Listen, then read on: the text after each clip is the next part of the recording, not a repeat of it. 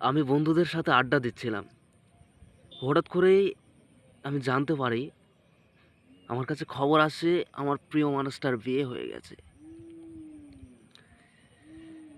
সারা রাত ঘুমাতে পারি নাই।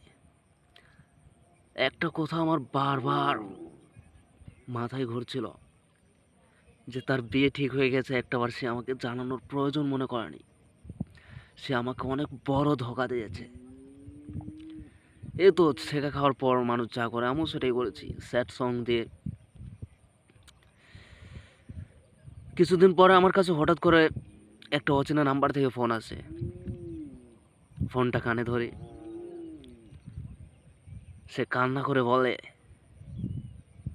ভালো থেকো, সুখে থেকো।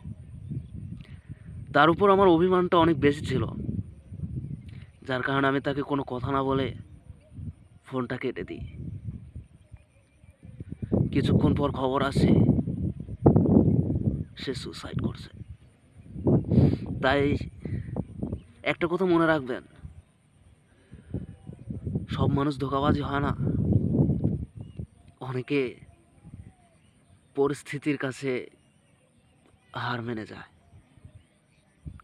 হয়তো সেও তার বাবা মায়ের কথা রাখতে গিয়ে বিয়েটা করেছিল।